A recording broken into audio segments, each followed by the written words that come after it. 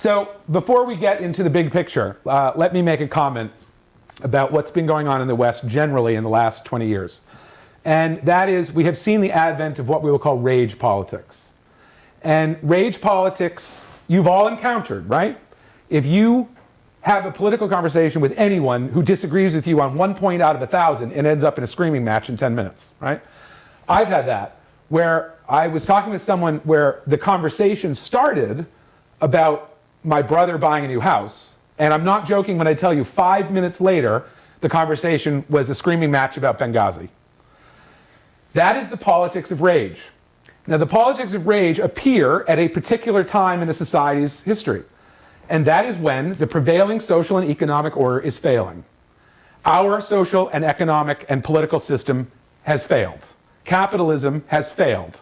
Our democracy has failed. This is not only the case here, it's the case in many places in Europe as well, and in particular Great Britain. So when you have a society where the economy and the political system only benefit one very small group of people at the top, and I would mention now that Northwestern University and Princeton University did a study, and they concluded that the United States is not a democracy, it is an oligarchy. That our political system is entirely geared towards protecting the people at the top at the expense of all of us. The facts, the statistics, the interpretations all bear that out. The same is true in Great Britain. So when you have a moment where the political system doesn't function the way it should, the economy is in perpetual crisis, there are cries for reform, right? Let's reform, let's fix, let's change. The people at the very top don't want that change because they live very good lives as a system as it is. So one way to prevent reform is to prevent people from talking to one another. So you have the introduction, particularly after 1994 in the United States and later in Britain, when the Republicans took control of Congress, they turned our politics towards these rage politics. Part of the reason for that was the collapse of the Soviet Union. Apparently, politicians need an enemy, and our enemy gave up. They just quit. In 1991, the Soviet Union was gone. There was not a shot fired. And we all celebrated, and over that next decade, Russia tore itself apart and ended in dictatorship with Vladimir Putin. So without that enemy to focus everyone's anger on, the enemy in the 1990s became the Democrats. And how do you perpetuate a system that is failing in the face of necessary reform? Well, you get everybody at the bottom so angry at one another they can't talk to each other. And you know, because I said, and I told you about my experience, where you have a conversation about fruit and you end up screaming about Obamacare, right? That is done on purpose. The politics of rage don't just appear. They appear because they are used by the people who benefit from the system as it is, and who will do anything to prevent reform. So we have groups of people here, there are groups of people in England who live better lives than any of us could ever imagine. They have more wealth, more power, more comfort than any of us could even think about. They're going to do everything they can to prevent change. One way to do that is to get the population so angry at one another that they forget what's going on up there. And you know, one thing that I have found in my life is that you have to remember that your enemy is never in front of you. Your enemy is above you. There are people above you that live fantastic lives while we're all fighting each other on Black Friday at Best Buy, right? They laugh at that. They look at that and they laugh, and they see a population so obsessed with consumption, with material goods, with hating people who are the other, that they don't pay attention to what's going on. That's what happened here. Something similar, although not exactly the same, happened in Great Britain. So I want you to think about that. But the next time you're in a political discussion and it turns into shouting, that is what the people at the top want you to do. They don't want you to communicate with people. They don't want you to find out that your life is really not all that different from someone in Latin America or in the Middle East. Maybe different on the surface, but not underneath. That the only way to keep a failing system going is prevent reform, and the way to prevent reform is to make everybody hate each other. And they did a brilliant job. They've done a brilliant job of turning the population here and the population in England against one another. And that has had some profound impacts. What is my thesis? The failure of neoliberal economics, which I will define for you in just a moment. The failure of neoliberal economics led to Brexit, and it has also led here to what we might call Trumpism. Neither of these things came out of nowhere. They are a symptom of very sick societies in some ways. And let me be clear, whether or not the United Kingdom should be in the European Union or not, I have no opinion on. So when I'm talking about connecting it to Trumpism, what I mean is the way in which the vote was conducted. All right, does that make sense?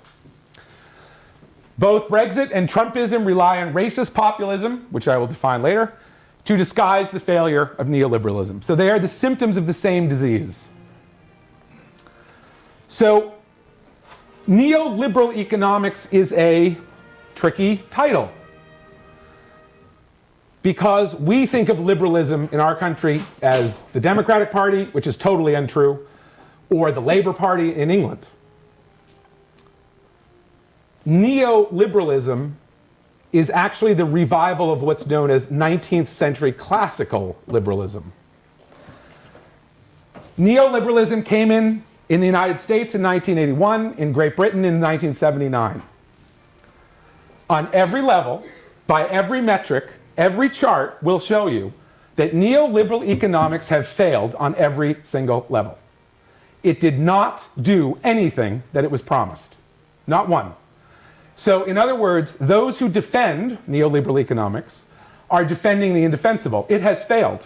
And the signs of that are everywhere, here and in the United Kingdom. So the problem for the Conservative Party in England, or the Republican Party in the United States, is quite a profound one. They are defending policies that have failed. They cannot come out and say, hey, sorry, guess we got it wrong, and expect to be reelected. They can't. So the Republican Party in our country, the Conservative Party in England, are trapped. Their policies have failed, and they can't admit it. Because the minute they come out and say, yeah, everything we've done since the 80s really didn't work, but vote for us anyway, we'll do better next time, no one's going to do that. So that was exactly the same problem that faced the Communist Party in the Soviet Union in 1989, 90, 91. The people at the top of the Communist Party, they knew that communism had failed, but they couldn't admit it. How could they come out and say, yeah, everything we tried to do for 70 years didn't work, but please vote for us? You can't do it. So in what has to be one of the greatest ironies in the history of mankind, the Republican Party is just as trapped as the Communist Party in the Soviet Union. That there's no way they can admit it and expect to be reelected. So this is also true in England. So they are trapped as well. That both of our countries, the Conservatives run the government in England. Congress, of course, is in Republican hands here. They're frozen. So what does that mean? It means that since 2011, when the Republicans took over Congress until now, nothing has gotten done. Nothing. There's been nothing accomplished, except naming post offices after Ronald Reagan. That they've done a really good job at. So both Brexit and Trumpism are a result of the failure of neoliberalism. Neoliberalism was introduced by the Conservative Party in England, the Republican Party here. Again, it's failed. There's nothing they can do other than to admit that they are wrong. And that's not going to happen. So, before I tell you what neoliberalism is, let me just briefly tell you what Keynesian economics is, which is what neoliberalism will replace. Keynesian economics is what came into the United States and Great Britain after the New Deal. After the Great Depression and after World War II. And basically what it says is, because money concentrates at the top, you have to take some of that money and plow it into the bottom. And you do that with healthcare, education, what else did I say? Retirement insurance, fire and police services, mortgage deductions, unemployment insurance, food stamps, all of that. Why do you do that? Well, because if you take money from the top and you put it at the bottom, and you subsidize people at the bottom of the economic scale, then they have disposable income. The more disposable income you have, the more you can spend, the more consumer demand there is. So if you ask anyone who's, say, my age or older, let's say, you say, what was the best decade? They're going to say the 1950s, right? Well, yeah, the 1950s, when we had the New Deal in full swing, we had labor unions as a big part of the economy, and we had this redistribution from the top to the bottom, and it gave us a decade of prosperity. Is this system perfect? No.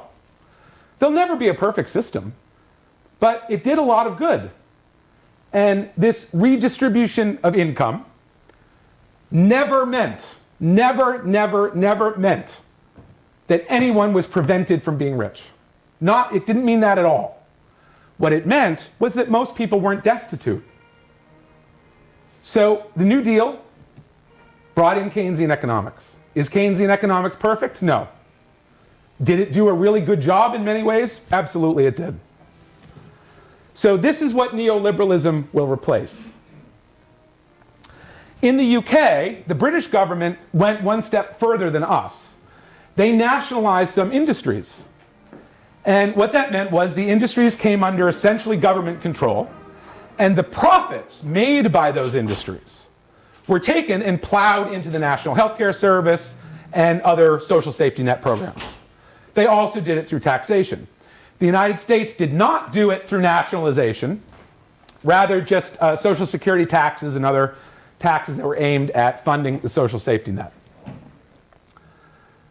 This is what it was like when Reagan came into office in 1981 and when Margaret Thatcher came into office in 1979. You've all heard the term Reagan Revolution, right? They don't tell you what the revolution was against. The revolution was against the New Deal. So it should be the Reagan Revolution against the New Deal. What is neoliberalism? Well, as I said, it's a continuation or a rebirth of the 19th century classical liberal economics. That was imposed in the Age of Revolution and in the Industrial Revolution, and it's what Karl Marx wrote about. So what does neoliberalism mean? Low or no taxes, low or no worker safety and protection laws, no or low unionization, no or low minimum wage, free trade, no tariffs, and protection of corporate interests against the workforce. The Reagan Revolution undid the work of my grandparents and perhaps your great-grandparents in the New Deal. And it brought this back. So think about this. We had a system, this system, that failed in 1929. And in the 1970s, men and women said, hey, let's go back to that system. It worked out really well the last time, so why don't we go back to it? We've had the same result. We had an economic crisis in 2008, which would have been a lot worse if it weren't for some of the remaining New Deal protections. So that's what neoliberalism looks like. That is what the economy looks like today, by and large. Unionization has collapsed. Wages are stagnant, and I'm speaking both of England and the United States. Wages have either stayed flat or declined. Wealth is concentrated at the top. There was a study done this summer by Oxfam. You can look this up. By the way, everything I say, you should go home and Google. Please, you'll see what I see, I'm sure. That right now, there are 64 people in the world who control as much wealth as half of the global population. 64 people control as much wealth as 3.5 billion people. That is concentration of wealth at the top. When you have concentration of the wealth at the top, it means the economy collapses. That's what the New Deal did. It took that money that was stuck at the top and it plowed it into the bottom. Where did neoliberalism come from? Well, in the 1970s, there was an economic slowdown. People like Thatcher and Reagan said, it's all the fault of unions. It's all the fault of the welfare state. If we get rid of that, the economy will ignite and everybody will be a millionaire overnight. That's what they promised us. None of that was true. The welfare state and trade unionism made the situation in the 70s less bad. In exactly the same way that President Obama and his policies made our situation after 2008 less bad than it would have been. They aren't cured, they're not solved, but some of what Obama did, and I certainly have things I like about Obama and things I don't, but some of what he did kept it from getting much worse. There was inflation by spending in Vietnam, the oil shocks.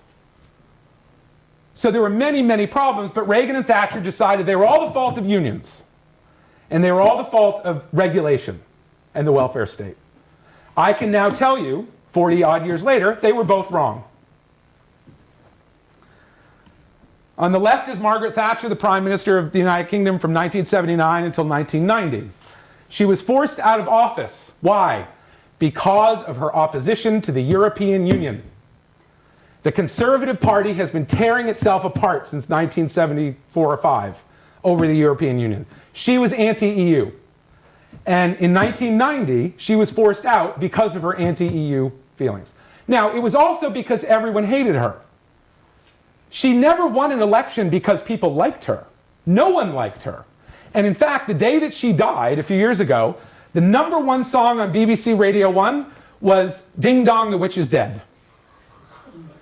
If you go to YouTube and write in Thatcher death celebrations, you're going to see videos from all over England. They were thrilled. The only reason that Thatcher won any election is that the left in Great Britain was divided. That there were two leftist parties, the Social Democrats and the Labour Party. So she won because the left could never get its act together. That's exactly the same case in this country. Our left can never get its act together, except for, brief moments. And the left was divided, and Thatcher won. Reagan, of course, came in after James Carter. I think, personally, James Carter is a great person, but he was a terrible president. He didn't know what he was doing. He just didn't. And he didn't know how to use the office the way that Reagan was able to. So Reagan comes in at the end of a difficult decade, and of course defeats James Earl Carter. They were friends. They become the closest of political allies, Thatcher and Reagan. But what you need to understand is this. Thatcher knew what she was doing. Reagan didn't. Reagan believed anyone who was talking to him. So if you went up to Reagan at a cocktail party and said, hey, did you hear the moon was green and Pluto's actually a person? Oh, okay. Let's change national policy based on that. He didn't know what he was doing. He had no idea. We also know that he had Alzheimer's now, right? So Reagan didn't know what he was doing. He was a terrible judge of character. He surrounded himself by men who proved to be crooks. And he basically helped us to undo the New Deal. So if you want a villain in all of this, there they are. Those are the villains.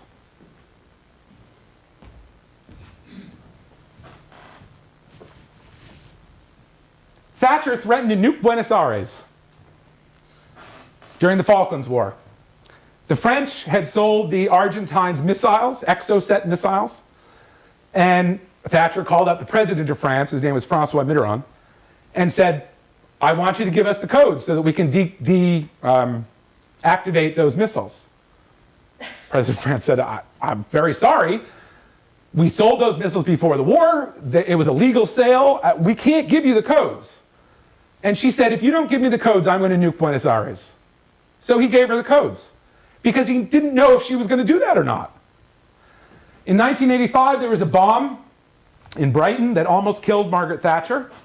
And her response to that was by the IRA, a faction of the IRA. Her response to that was she was going to expel all of the Catholics from Northern Ireland. 50% of the population thereabout she was going to expel because 5 of them tried to assassinate her. What about Reagan? 138 members of his administration were investigated, sentenced, or charged with a crime. In Obama, the number is 0. Reagan ran the most corrupt, inefficient, and scandal-ridden administration in the history of the United States. This is only a partial list. It goes on and on and on and on and on. What Reagan was doing was being the happy face while our country was looted. Thatcher had England looted too. She was the stern face, the Iron Lady. Reagan was the happy warrior. And he convinced the country to vote away its prosperity. What did neoliberalism result in? Debt. When Reagan came into office, the United States debt was $950 billion. When he left, it was $3 trillion. Now it's 20. Neoliberalism has done nothing but pile on the debt, here and in the United Kingdom, as you can see in both of these charts. So, neoliberalism comes in. They start borrowing to cover the tax cuts. The tax cuts were uniformly aimed at the top. The idea was, you may remember, it'll all trickle down, it'll trickle down. No, it flowed out of the country to Swiss banks. So, because the government never cut spending the way it should, under Reagan or anybody afterwards, they started to borrow.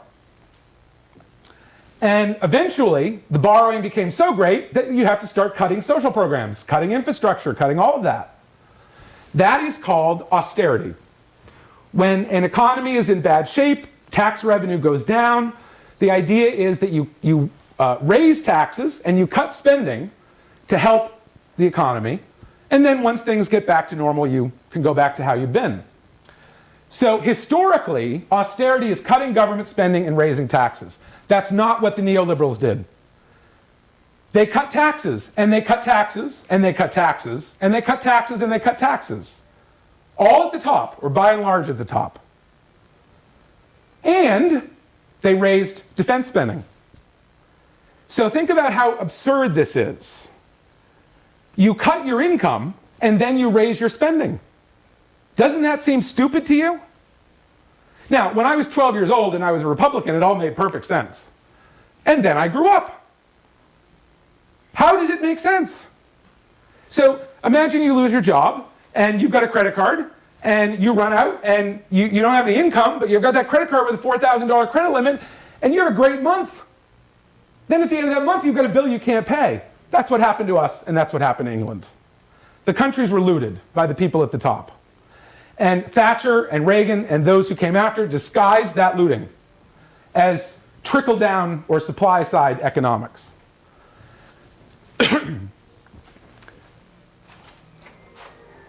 The spending on defense has a purpose. Spending on defense maintains hierarchy. Because if you're cutting social spending, education, healthcare, and the like, and you're plowing it into weapons of war that can never be used, and in the United States and in England, there are acres of jeeps and tanks and planes that Congress paid for, but the Pentagon doesn't need. They just sit there. So you now have a society where the only people who are making money are the people at the top, the investor class, because they're getting all this free government money. Meanwhile, social spending is slashed and slashed and slashed and slashed and slashed. So defense spending maintains hierarchy by keeping people at the bottom from getting those subsidies that help make a good life. Look at the federal budget of the United States from 2013. 57% of the money is spent on the military. That is as much as the next 10 countries combined. And we're cutting education, and we're cutting healthcare, and we're cutting infrastructure spending. Again, the same thing is happening in the United Kingdom. So what is the result? Well, neoliberalism led to tax cuts and defense increases, which led to a massive debt. That massive debt meant we had to go into austerity, but they did it wrong, which led to a worsening economy and cuts in the social services. And then we get to the point where we are now. Nativism, populism, racist populism. So remember I said that rage politics is a trick. It's a diversion. It's telling you that your enemy's the person over there. That guy with a welfare card. That's your enemy. No, it's not your enemy. Because, believe it or not, I can argue to you that welfare fraud is better for the economy than a tax cut. Because any money that's gotten fraudulently from welfare is spent in the local economy. The tax cut money goes to Switzerland, where there is in Swiss banks right now between $22 and $32 trillion, sitting there doing nothing, except getting interest for sociopathic hoarders. That's all it's doing. The people who amass that money should be on A&E just like the people who amass newspapers. They have the same disease. It just looks different. So, things get bad, people get angry. What's brilliant about the ruling class here and the ruling class in England is they're very good at changing the subject, right? So during the Brexit talk, all of the world's ills were from those Polish plumbers. If you listen to certain people in this country, it's all Muslims and Mexicans, right? That is done on purpose. That is a very, very old idea. That when you can no longer promise prosperity, and our ruling class here and the ruling class in the United Kingdom cannot promise prosperity, all of their policies have failed, what do? You say, no, that's your enemies over there. It's a lie, it's a trick. And it worked. According to the World Bank, the International Monetary Fund, and others, austerity has totally failed. The policies that we call austerity, which is currently cutting taxes and cutting spending on social programs, has been a total failure in every place it's been tried. The borrowing, I want you to think about that. Here's what happened with the borrowing, again, in the United Kingdom and here. Let's say that we all borrow $1,000 from the bank, all together, right? We all have our share. I'm going to take $990 of that money. I'm going to let you divide up what the $10 is left. I'm going to go have a great time. You still owe your share. So they replace taxing the rich with borrowing. Taxing the rich takes money from the rich. Borrowing means we're all on the hook. Same thing happened in the United Kingdom. And by all accounts, austerity has been a failure. What about Kansas, before we get now to the United Kingdom finally? Go read about Kansas. The governor of Kansas imposed the full neoliberal experience on Kansas. Destroyed the economy of Kansas. There practically is no more Kansas. It's been destroyed. Because the governor there and the legislature there took what Reagan did to the next degree, like the next level. The economy in Kansas is the worst in the country. And they promised it would be the best. So, two things I need to mention here. The United Kingdom Independence Party, or UKIP. UKIP is very much like our own Tea Party, which means they have no idea what they're talking about, and they are racist, and they are lost, essentially. It arose in opposition to the European Union and to the free movement of labor, which I'll talk about shortly. And they have always been a racist populist party, always. Saying that all of England's problems are the fault of people coming from the European Union. Now, immigration from the European Union to the United Kingdom is less than immigration coming from outside the European Union. So there are more people coming into Great Britain from outside of the European Union than there are inside. But that was sort of papered over. Now, as I will explain very shortly, because of the results of the 2010 election, the Conservative Party, the Tories, realized that the UKIP presented a threat to them. So they absorbed them. They did their best to absorb them. And the EU referendum was basically to prevent the UKIP party from gaining in the next election. What about the Tea Party? Well, that was invented by the Koch brothers. It's not a grassroots organization at all. It was invented by corporations. These are the people who said we have death panels in Obamacare and all that sort of nonsense. The Tea Party was absorbed by the Republican Party, and it's done tremendous damage to the Republican Party. Tremendous damage. On more than one occasion, the Tea Party brought the world to an economic, or near to an economic collapse, because they didn't understand what a debt ceiling was. So in the way that the UKIP party is really, the people who make up the UKIP party really don't understand the world. Neither does the Tea Party. So again, we have on both sides of the Atlantic a symptom of the same disease. And they are the UKIP party and the so-called Tea Party.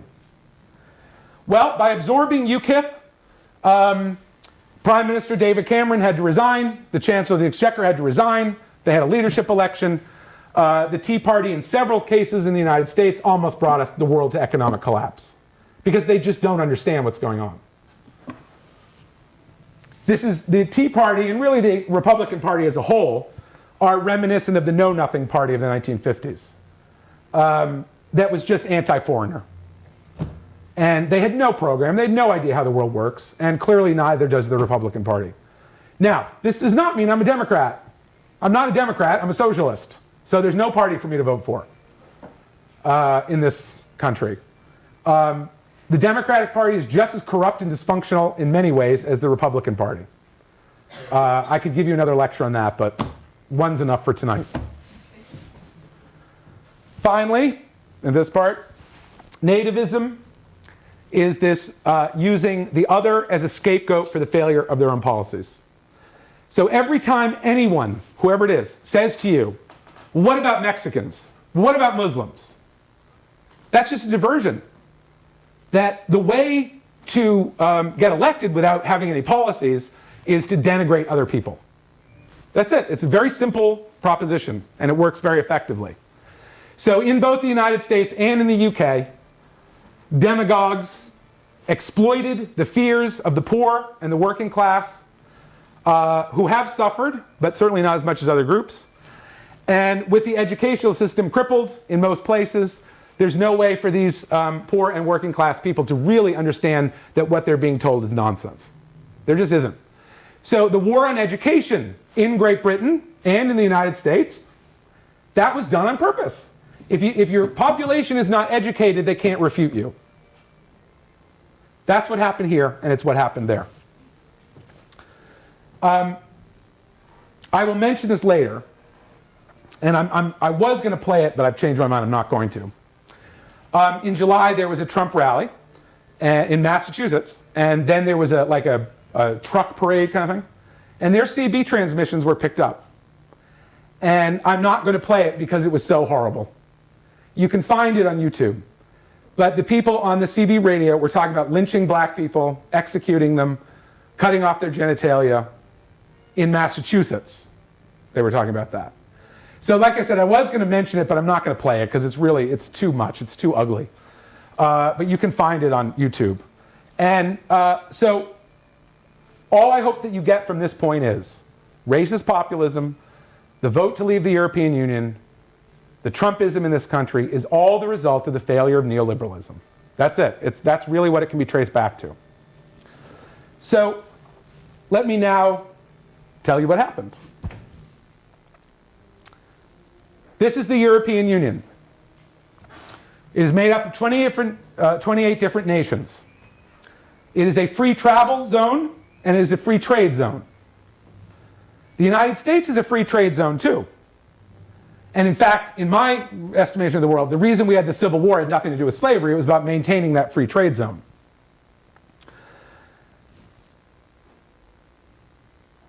Wherever you are in the European Union, you can live and work in any other European Union country. So if you were born in Romania and you wanted to live in France, all you have to do is go to France. That's it. You're good.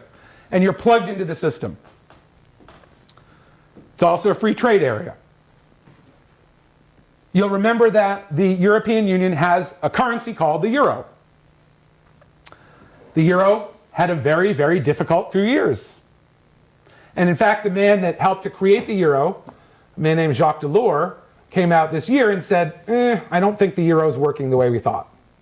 Which is true. It's not. There's tremendous trouble with the euro. The European Union is tremendously corrupt, because all government systems are corrupt in one way or another.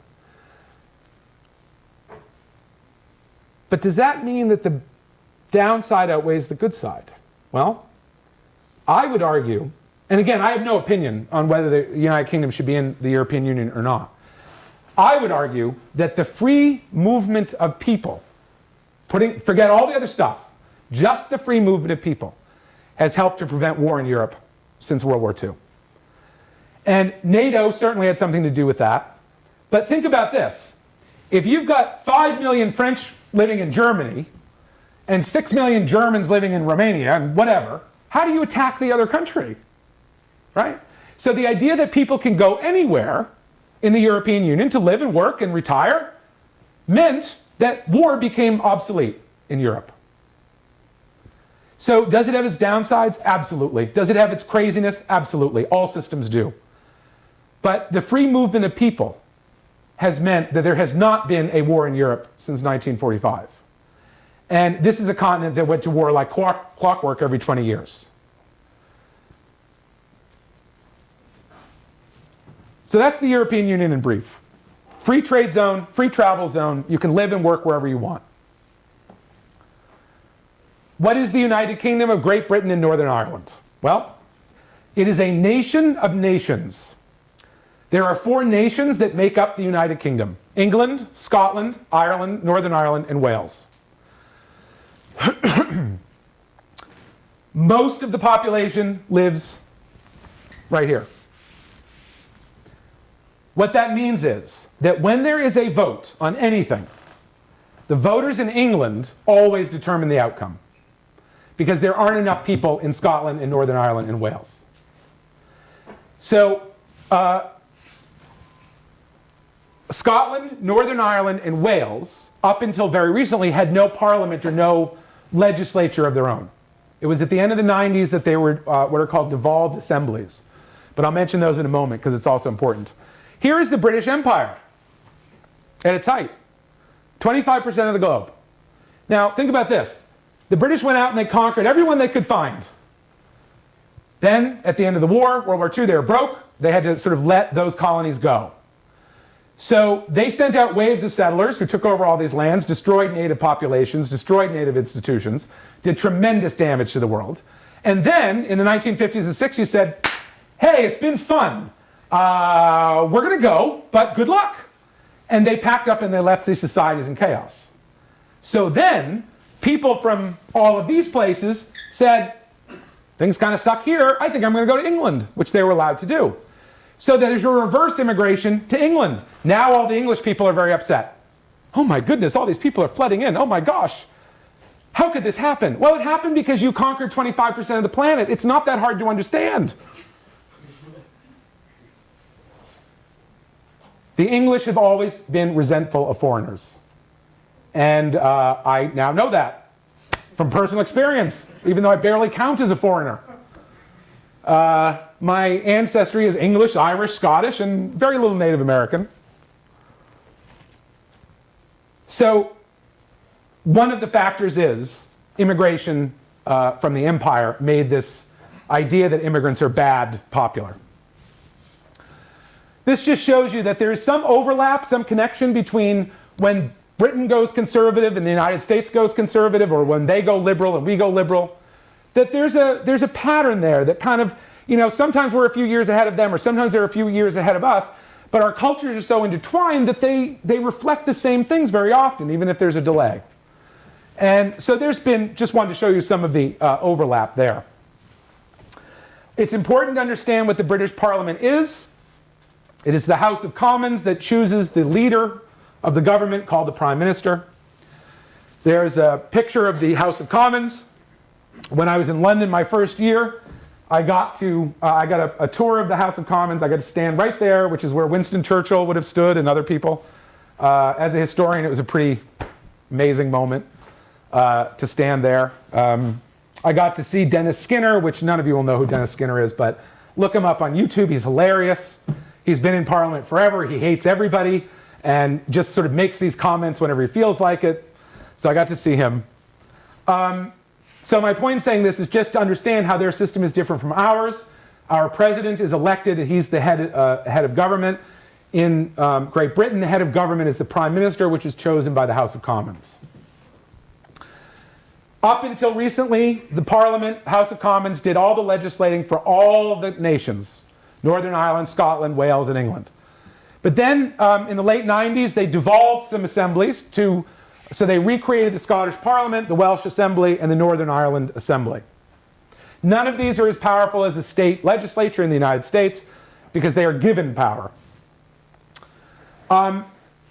Note that in Northern Ireland there is shared power. What will happen to Ireland in the future is very important. The Irish Assembly was suspended again and again because the Catholics and Protestants couldn't get along. They are now working together. One of the great things about the European Union is that there is an open border. between Northern Ireland and the Republic of Ireland. And what that has done has allowed the Irish people to kind of get to know each other and kind of get past the violence. So that open border in Northern Ireland is very, very important to the peace in Northern Ireland. The Scottish Parliament is dominated, as Scottish politics is, by the Scottish National Party. Now, let me explain why that's important. But to do that, I have to go to 2010. This is the outcome of the parliamentary election in 2010. The Conservative Party, led by David Cameron, here, defeated the Labour Party that was led by Gordon Brown, who was a terrible prime minister. And we have a third party, the Liberal Democrats, that are kind of in the middle of those two, led by Nick Clegg. So the result of the election in 2010 was a hung parliament, which means no party got a majority. So they have to do a coalition. So the Labour Party made a total mess of things at the end. So there was a coalition between the Conservative Party and the Liberal Democratic Party. And Nick Clegg becomes Deputy Prime Minister. And everybody loved Nick Clegg. He was so cute, and he sounded so fun. And he was a Liberal Democrat. Everybody loved him. He made the decision to make a coalition with the Conservatives. It destroyed the Liberal Democratic Party. Because the Conservatives outwitted the Lib Dems at every turn. They outwitted them. And all of the Liberal Democratic policies weren't enacted or failed. They were forced to support Conservative policies that they didn't like. And at the next election in 2015, the Lib Dems lose like 50 seats. Because the country just rejects them after that. And poor Nick Clegg fades off into obscurity. Now, remember I said that the voters in England determine everything. The blue is the vote for the Conservatives, yellow for Lib Dem, red for Labour, light yellow for Scottish National. But the bulk of that election of the Conservatives comes from England. Okay, so they have to have a coalition. No one's happy, but they have a coalition. 2014, the Scottish National Party, led by my personal hero, who I can't wait to meet someday, Nicola Sturgeon, called a referendum. Should Scotland be independent from the United Kingdom? The main argument to remain in the United Kingdom was, and this is very important, if they left the United Kingdom, Scotland would have to renegotiate entry into the European Union. So, that being the major argument, the Scots voted 55 to 45 to remain within the United Kingdom. You can imagine how they felt on June 24th of 2016. They had just fought this very bitter campaign. It was a very bitter campaign. And the argument for the Remain camp in this election was, you'll have to start over from scratch with the European Union. And Scotland is very committed to the European Union. So that was enough of an argument for the Scots to say, okay, we don't want to leave the European Union, we'll stay. So then we get to the run-up to the 2015 parliamentary elections. And here, I can now tell you, the worst part of all of this, it's called shy Toryism. What that means is, in England, there was a percentage of the population that refused to tell pollsters that they were voting Conservative. So in the run-up to the election, every poll had the Labour Party in the lead, but they were not going to win a majority. And that they would probably have to rely on the Scottish National Party for a coalition. Every poll said that right up until the day of the election in 2015. Labour ahead, but no majority. What happened is the Conservative Party won an outright majority.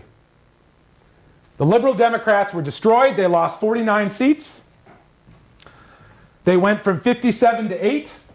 The Scottish National Party, here's my hero, Scottish National Party gained 50 seats. Conservatives picked up 24 and Labour lost 26. That's Ed Miliband, the Labour leader. If you want to know someone who should not be in politics, go look up Ed Miliband on YouTube. One of the things that destroyed him, and you can find this very easily, is a video of him trying to eat a bacon sandwich. And I can't say more than that. You have to go see it for yourself, right? Ed Miliband, they picked the wrong Miliband. His brother also ran for the leadership of the Labour Party. He won by a very narrow margin. And all throughout this 2015 election, everybody was saying we picked the wrong Miliband. And they did.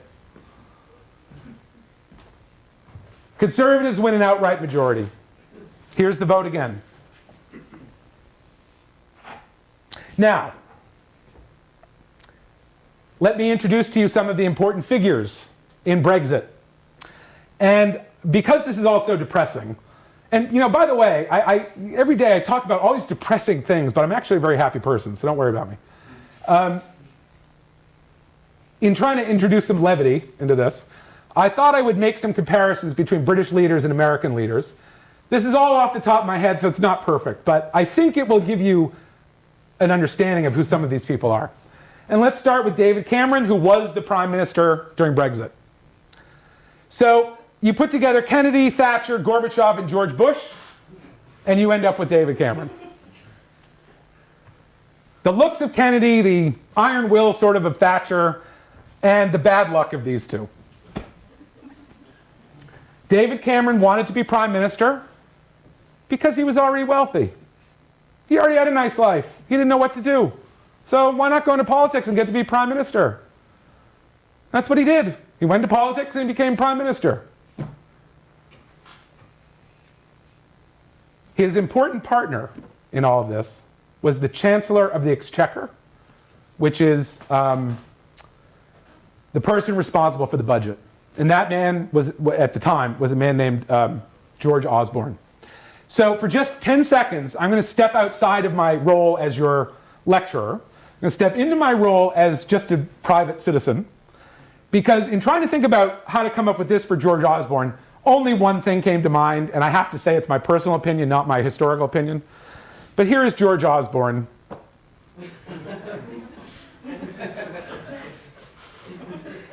That's about it. Go listen to him on YouTube. I don't even, again, I'm speaking here personally for a moment, I don't even know if he's human. I think he's a robot.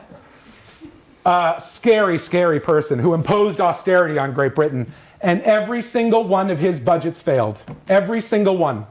He never produced a budget that worked. Why? Because he's a neoliberal. And we already know, because I proved it to you, neoliberalism doesn't work.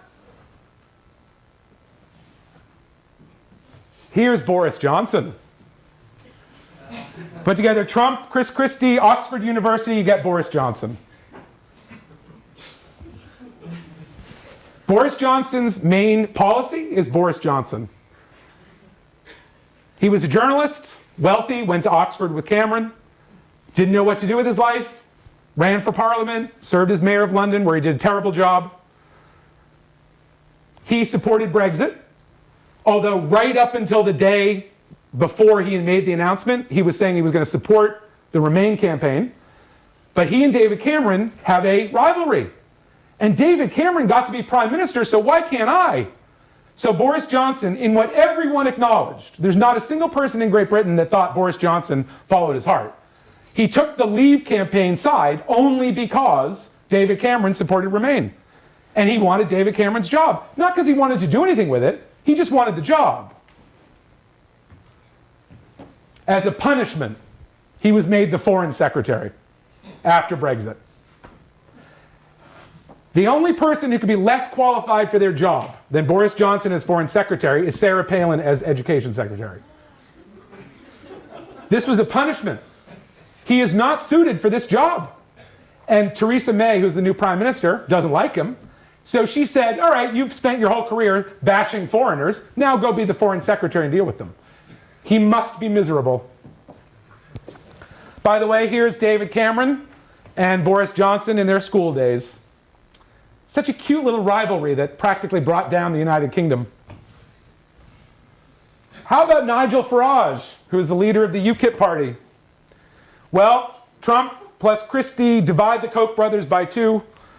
There's Nigel Farage. What a clever man Nigel was. For 20 years, he's been a member of the European Parliament, an institution that he denounces. He never produced anything in the European Parliament except rage. And look what he did. $8,721 a month as salary. $4,700 in expenses per month. $4,650 travel expenses each year, and $333 every day Parliament's in session. So for 20 years, he earned a salary equivalent to this in an institution that he denounced. How clever. But you know, there's somebody else who's very clever in this election campaign. Trump's campaign paid his businesses $8.2 million. Trump campaign for president holds functions in Trump-owned properties. That money goes from Trump's campaign to Trump's business. Brilliant. How about Jeremy Corbyn, the Labour Party leader? There's only one way to say this. Bernie Sanders times Bernie Sanders is Jeremy Corbyn. Jeremy Corbyn is one of those people that you really, really want to like, but it's hard. Jeremy did not campaign on behalf of the Remain campaign in any consistent way. And I'll mention why that's important in just a moment. But everyone believes that secretly he wanted to leave the European Union, but the Labour Party officially was behind the Remain campaign, so he went out and did some things, but he really wasn't, his heart was not in it. How about Nicola Sturgeon, my hero? Well, Robert the Bruce plus Hillary minus the email and bill, and you get Nicola Sturgeon. You can find her on YouTube, and you should go and listen to her. She's an amazing woman. How about the new Prime Minister? Well, Thatcher minus the iron plus half of Nigel Farage, you get Theresa May. Everything that she's done since she became Prime Minister has failed so far. She divided up the response to Brexit into 3 different offices. The Foreign Office, headed by Johnson, the Exchequer, who I think is Liam Fox, and then a special Brexit office. So her handling of Brexit has been a mess, as is everything that she's touched. And nobody likes her. So, before the vote, David Cameron, facing a divided Conservative Party and fearful of losing seats to UKIP, says, all right, we're going to have a referendum on membership in the European Union. This was decided in an airport in Chicago while they had pizza. He said to a European Union official, oh, we're going to have a vote, and 70% of our people will vote to remain in the Union. And the European Union official laughed at him and said 70% of people in Luxembourg wouldn't vote to stay in the European Union. To think that you're going into that with that level of insanity is crazy. So this was an effort to essentially absorb UKIP and end their electoral threat. Why was Labour from the EU an issue? The UK has a very low minimum wage, in some places no minimum wage, and a lot less regulation. So migrants who come to the UK to work have to live and work there for 2 years before they can apply for any benefits. When I walked down the street in South Kensington, what I heard was Polish, German, French, Spanish, Hindi.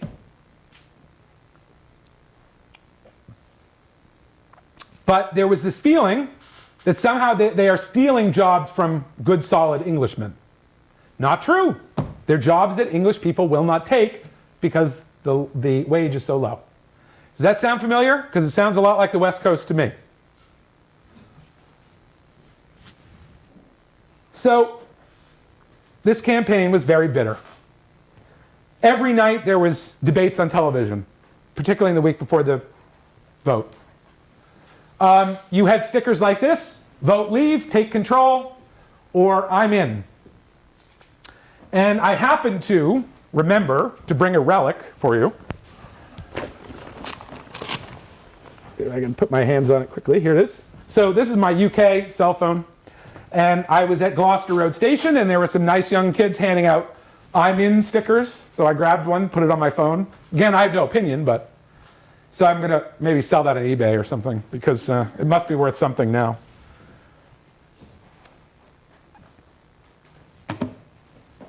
The entire debate over whether to leave the European Union or not was conducted in the politics of rage. There was very little rational discussion. Remainers and Leavers didn't talk to each other. That sounds like Democrats and Republicans to me, or Northerners and Southerners. Everywhere you went, that was the topic of conversation. You can find a lot of the debates that they had on YouTube, and I would encourage you to watch at least one or two of them. They were very, very interesting debates. There are good points on both sides, and there are bad points on both sides about whether or not they should leave. But the campaign itself was ugly and divisive and unpleasant. You had posters like this. Now, you and I might look at that and say, oh, we can't tell the ethnicity. Every British person knew that was a Polish worker. EU policy at work, British workers are hit hard by unlimited cheap labor. Unlimited cheap labor is a product of neoliberalism. Neoliberalism. The EU is a neoliberal institution. This is the one that really upset people. Really, really upset people. This is Nigel Farage saying the EU has failed us all. We must break free of the EU to take back control of our borders. Who are those people? Syria. Yeah. He said we were going to be overwhelmed with Turks. We're going to be overwhelmed with Syrians. There'll be blood in the streets. So Nigel Farage had no problem with the outright racism. And he got a lot of flack for this.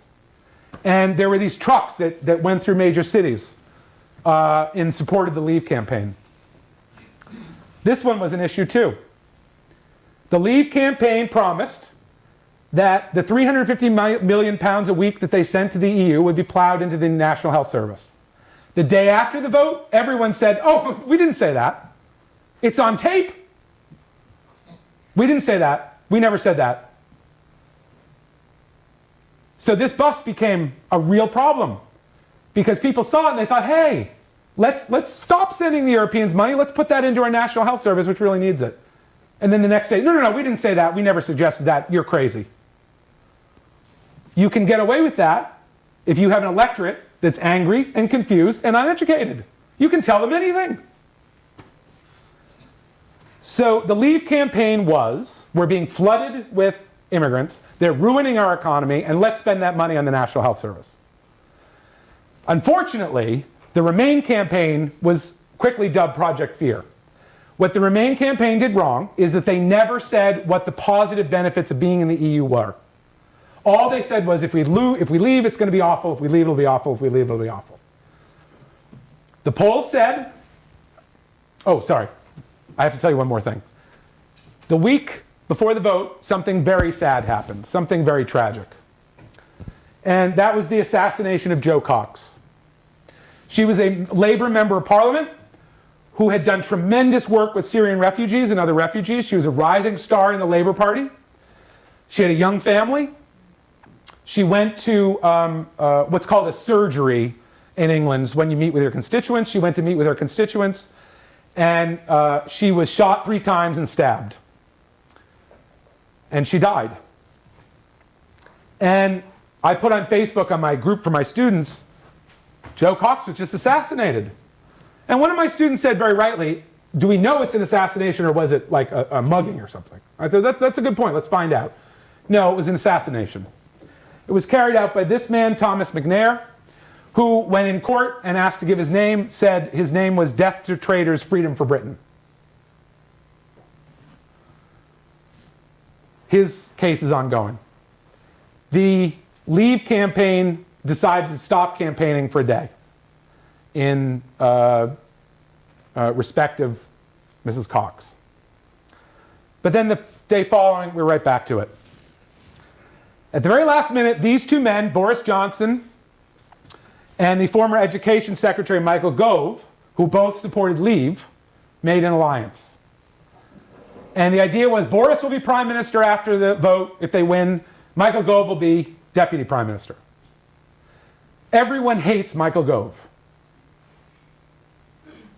Boris Johnson decided to make this quick alliance with him, right at the very end, right at the very end. On the day of the vote, I went home, got into bed. British elections take forever to count. So I stayed up until about 1:30 in the morning just watching the BBC. I was watching it on my laptop. I fell asleep.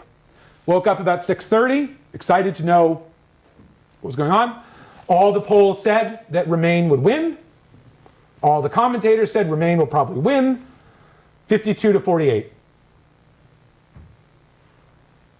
I woke up, and it was 52 to 48 to leave. That's shy Toryism. 4% of the population lied, and it was enough to change the vote. Shy Toryism is a real problem, and it's probably a problem in this country too. That there are people who are embarrassed to say they'll vote for Trump, but they're going to, and so they lie to the pollsters and say they'll vote for, Gary Johnson or Evan McMullin or Clinton. So whether or not you want Hillary to win, she's got to be 5 or 6 or 7 points up, because probably about 3 to 4% are lying. And that's because they're ashamed to vote for someone like Trump. So I go to bed, Leave's going to win. I wake up, Remain's going to win. I wake up and Leave has won. Here's the vote. Scotland and Northern Ireland voted to stay. Wales and England voted to leave. The areas that voted the highest to leave, so the area where the Leave vote was the highest, are the areas in England that had the least exposure to immigrants. The areas that did not have any issue with immigration voted to leave. The areas like London that had lots of immigration voted by and large to stay. That tells you that exposure to other cultures does something, right? So now you have a circumstance where, look at Scotland. Every county voted to stay. Wales, of all of the 4 countries, Wales got the most money from the European Union. They just gave that up. So I know that we're running short, and I want to stop soon, but I wanted to show you 2 videos, and then I'll wrap things up. Oh, by the way, if you email me at Lynch at Assumption, I would be happy to send you the link to this PowerPoint, because I have other videos that you might want to watch or be interested in.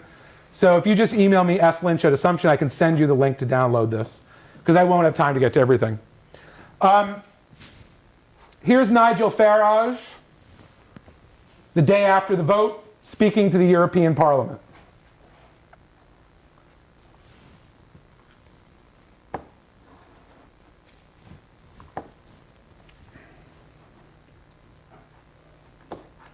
Good morning.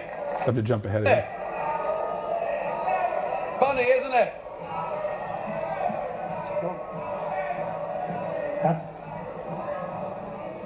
Thank you very much for that very warm welcome. How things have changed. Oh, sorry. To those, even if So he's basically saying, we all hate Farage, but let him speak. Well, thank you, Mr. Schultz. Isn't it funny? When I came here 17 years ago, and I said that I wanted to lead a campaign to get Britain to leave the European Union, you all laughed at me. Well, I have to say, you're not laughing now, are you? That's it. That's what he wanted to say. I win, you lose. What does the member of the European Parliament from Scotland have to say? Let's find out, shall we?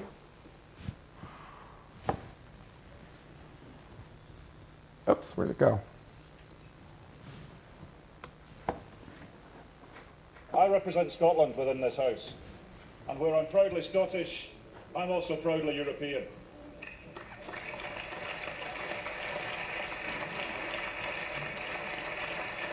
I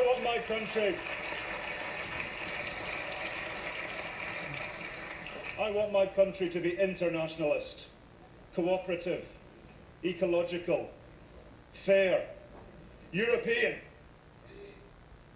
And the people of Scotland, along with the people of Northern Ireland and the people of London, and lots of people in Wales and England also, voted to remain within our family of nations. I demand that that status and that esprit européen be respected. But colleagues, there is a lot of things to be negotiated. We will need cool heads and warm hearts. But please remember this. Scotland did not let you down. Please, I beg you, chers collègues, do not let Scotland down now.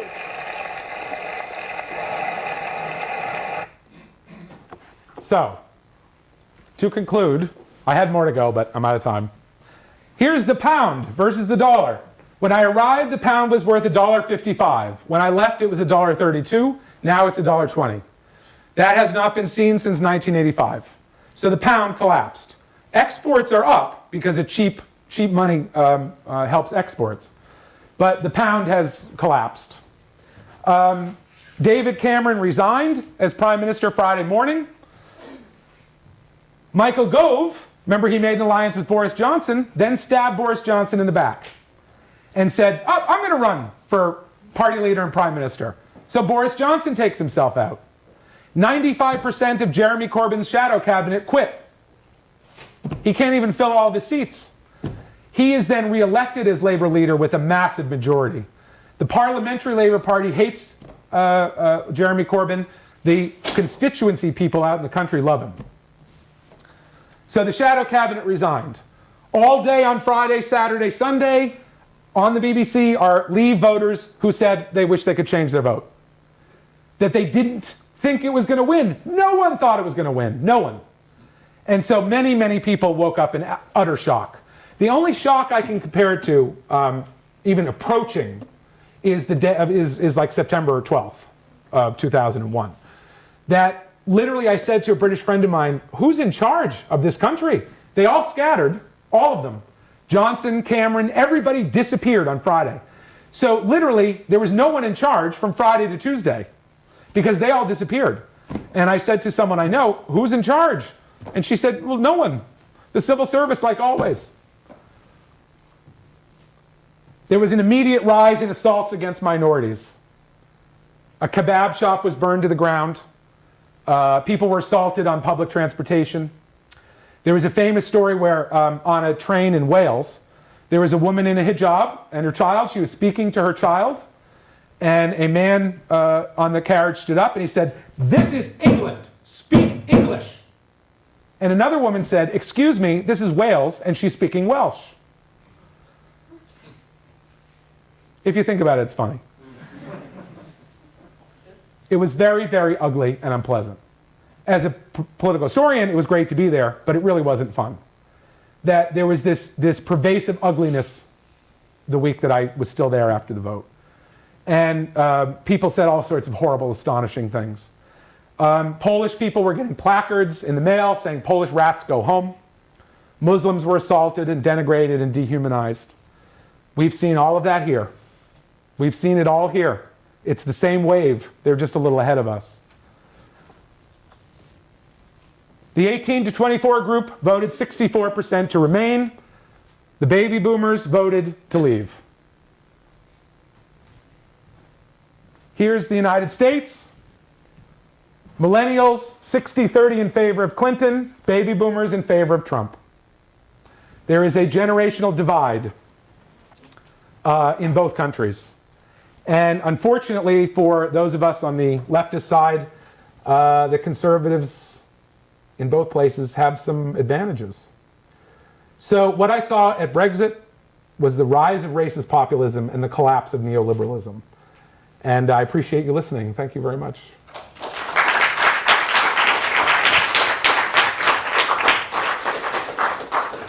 Thank you, Professor Lynch. Thank you. We have some time for questions if anybody wants to throw some out here.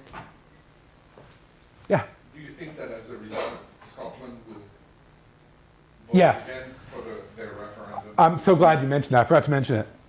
Friday, after the vote, the Scottish National Party said, well, we're going to have another referendum.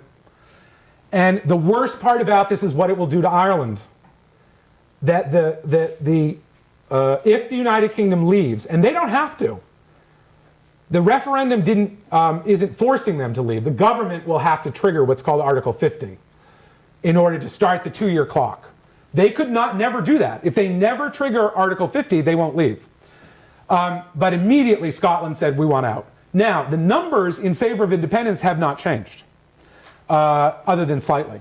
That might be the case in 2 or 3 years, when they do leave. But the Scots were really, really angry, as you might imagine. They were told, stay in the United Kingdom, we'll stay in the European Union. 2 years later, they're out. So I do think that. The real problem is Ireland. Because once they close that border between Northern Ireland and the Republic of Ireland, all of the good elements of that open border go away. And personally, I am in favor of Scottish independence. I am personally in favor of Irish reunification.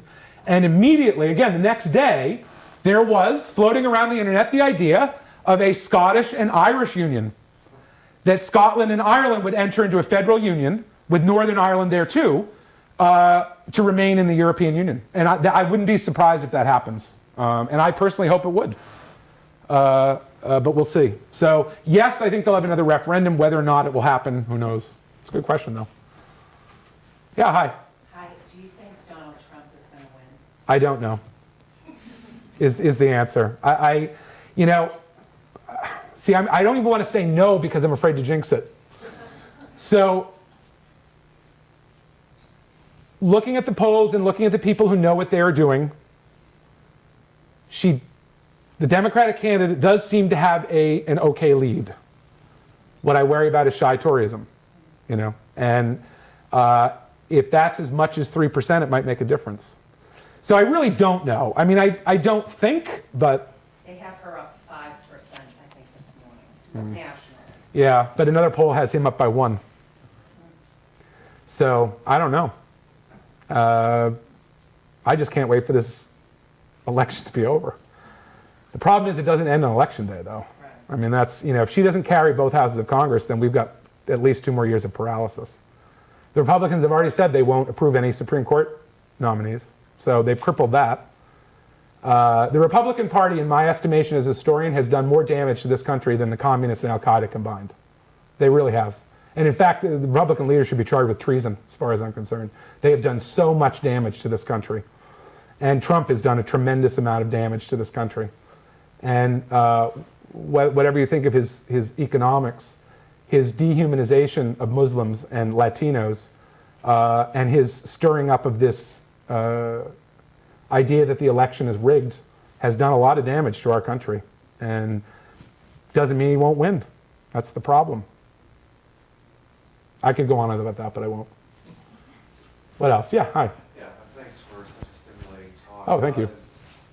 I'm really curious about, there's this, what we saw from America following the news in June was the shock, as you said, as a day after, after the Brexit vote. And then the number of people saying, I didn't understand what I was voting for. Is there any other comparable vote in the modern world, in any country? I mean, there's, after any major vote, people are being angry. Right. But here we have this whole case, so a whole nation saying, well, we didn't mean that. Yeah. Can we have a do-over? Yeah. Is there any parallel to that? Nothing leaps to mind immediately. It doesn't mean there aren't, but nothing immediately leaps to mind. I mean, some of the Leave voters were in tears. And they literally said to a person, I didn't think we would actually leave. I was angry, I voted as a protest, but I didn't think we were going to leave. So maybe there are, I don't know, not that I can think of. I really can't, because it really was the next day. People were like, oh, I regret what I did. Maybe 2000, the 2000 election, I don't know, in the United States. Hi.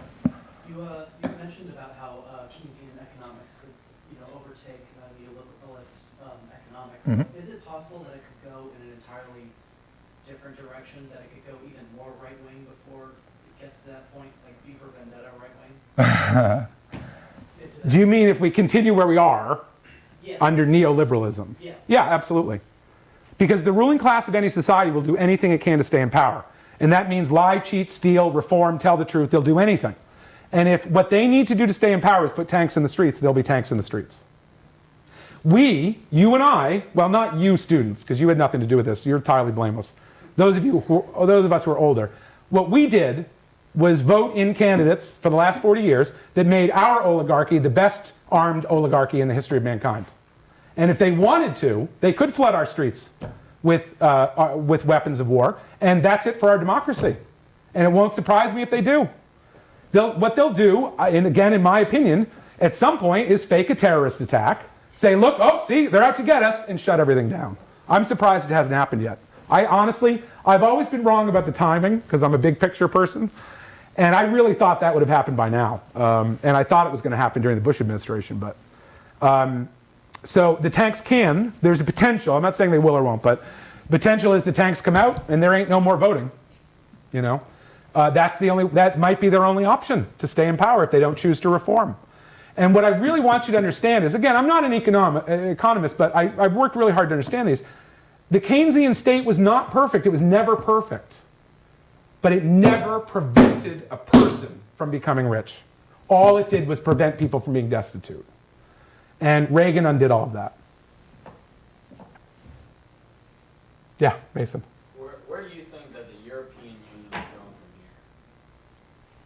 You know, that's a great question. And I have a feeling that there are other states in the European Union that would like to leave. This made it a little bit easier for them. I think they will wait to see what happens to Britain. The European Union is going to punish the United Kingdom. They are not going to give them an inch. So everything that the Leave campaigners promised about getting a good deal after they left, not going to happen. So the other countries will probably wait and see what happens. And then if they get an kind of okay deal, other people might leave. I think the euro won't last. They didn't put enough thought into that, I don't think. So I wouldn't be surprised if ultimately, maybe in 20, 30, 40 years, it transformed to something else. They could really leave it as a free travel area, basically, and then just... But I don't know. I think the future doesn't look great at the moment. And like I said, it has its problems, it has its corruptions, but it did contribute to peace. And, you know, I can't overstate this to the students in the room, that exposure to other cultures makes you understand them. It makes you realize that there's no reason to fear anyone. That people in Pakistan and Mexico and China and all of these other places, they're just like you. They want to eat, they want somewhere to sleep, they want an education, they want a job. That's it. They don't want anything else. The only people who give you a different perspective are the people that benefit from the system as it is. And they use dehumanization like Trump does, or like Nigel Farage did, to dehumanize other people. And you can't fall for that trap. Your enemy is not in front of you. Your enemy is above you. Put that on my tombstone, please. One more question for you, sir. Oh, hi. Hi. So, as a theology major, one thing I'm interested in is, sort of unifying ideals. When it comes to the UK, multiculturalism in Europe in general, one thing that strikes me as interesting is, the way that Christianity is sort of faded from the public view. Wait, what? The way that Christianity is Yeah. faded from public view in Europe, Yeah. 50 years or so. Yeah. And that strikes me especially interesting when it comes to racist attacks against people such as Poles. Now, someone like me, I think, assuming you have a vibrantly Christian England, that you might not see that to the degree that you would. So my question is, do you think that part of the reason you see both with some aspects of the Trump camp as well as in Britain, this sort of racist populism, is a need to focus more on race and ethnicity than perhaps overlying concepts such as shared religion or shared ideas of government? Who should focus on that? The population at large, the society? Yes. Yeah, I mean, Christianity is on its way out in Europe. The church attendance has completely collapsed in Europe. Even though many of the countries have a state church, whether it's a Catholic church or Protestant church. So the idea of a nation being united by religion, at least in the European sense, has gone away. Right. And do they need to focus more on ethnicity and all of that? Well, I mean, you have to recognize it, but how about you just accept people for who they are and go on from there? I mean, that would be my, that's not directly at you, you know what I mean? Yeah. What difference does it make? I mean, as long as they pay their taxes, do their job, and don't try to undermine the system, I don't know why people care. But yes, there needs to be a shift away from religion because religion is not an important element in European society anymore. It just isn't. There are other things that are more important to focus on. I don't know if that answers your question or not, but... Well, no, I was talking about how the fact that there's been withdrawal from religion in European society is causing differences to no longer be religious, but in its absence... Oh, I'm sorry. I misunderstood what you meant. Partly, yes. It's a long answer, but I would say partly yes. That the collapse of Christianity in Europe leads people to look for other avenues of attack. And one way to do that is ethnicity, race, religion, non-Christian religion. So, yeah, I think in part, yes. would be my answer. All right. Thank you for joining me in thanking Professor Lynch again. Thank you. Thank you all for coming.